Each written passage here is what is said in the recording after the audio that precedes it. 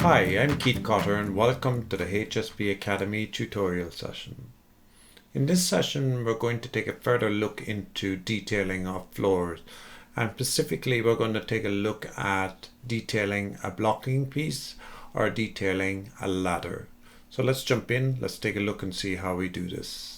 So here we have a model of currently a framed floor from an earlier session. If you haven't seen that session of how I framed this floor, I suggest highly that you take a look at that first. And here what we're going to do is take a look on the level 1 floor detail. And on this particular floor here, we're going to create blocking pieces which will sit between each of these joists here in this case. So let's take ourselves to the floor element ribbon and to framing styles editor. Here in the framing styles, we're going to pick that framing style and go to edge detail, and the edge that we're most concerned with here is the detail that we had set up in a previous session called flush detail, and we're going to edit that particular detail now. And here what we're going to do is we're going to add a further beam, and this beam, what we're going to do is select this new option here called is blocking and check it. The first thing you'll notice is that it will highlight this beam as a different color, meaning it is now a blocking beam.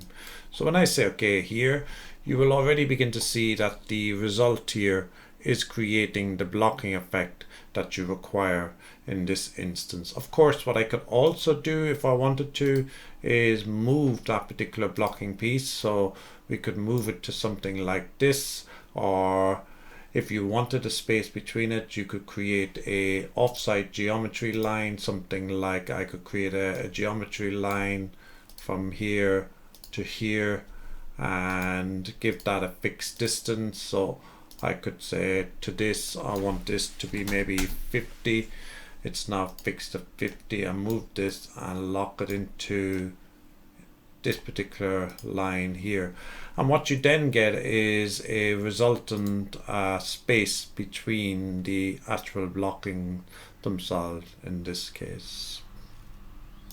So we pick OK on that, and what we're now going to do is we're going to generate that particular panel once more, and we should see the result of our detailing as we have resulted.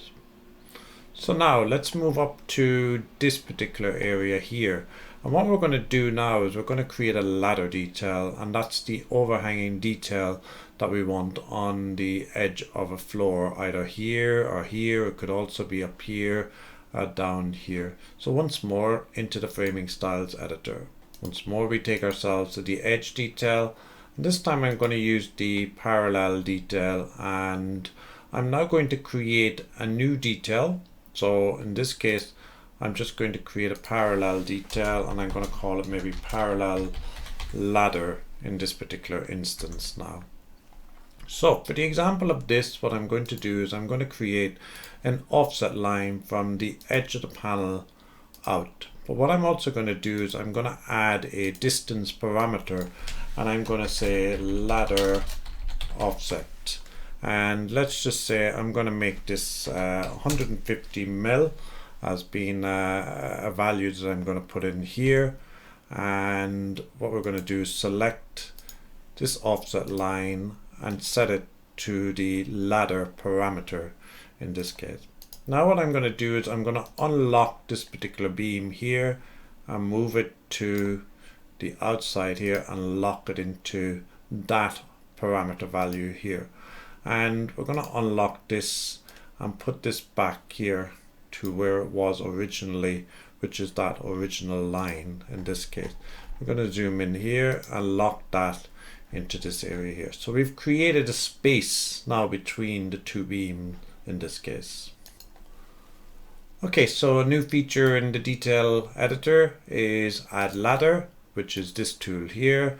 I'm going to drag it down and place it between the two beams here, and I'm going to lock this in here and lock it into that, so it's locked in place. The ladder has a few values over here on the right hand side. In terms of distribution, the first of these is the first beam placement. Now I need to add to this particular point that this is not currently implemented yet, but will be and it will have probably 3 values: furthest, nearest, and middle, meaning how do you want to distribute this actual ladder beam relative to the nearest edge of the floor, furthest edge of the floor, or middle of the floor. So you can expect that to come in a future release very soon.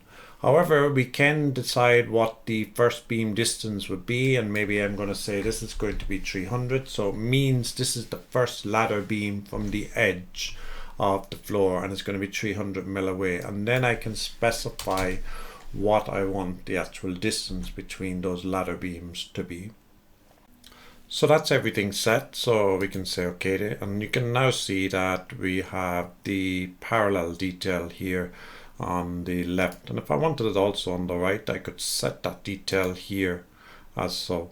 And because I set up a parameter detail here, no matter what value I set now, so if I change this to 200, you can see it updates the detail in essence. So let's say OK now.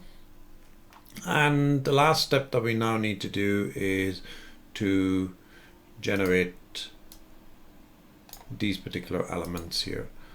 And as you'll see, when it frames it, it will now apply the detail of the ladder on both sides, as you can see in this example. I'm Keith Cotter. Thank you for watching, and I hope to see you again in future sessions.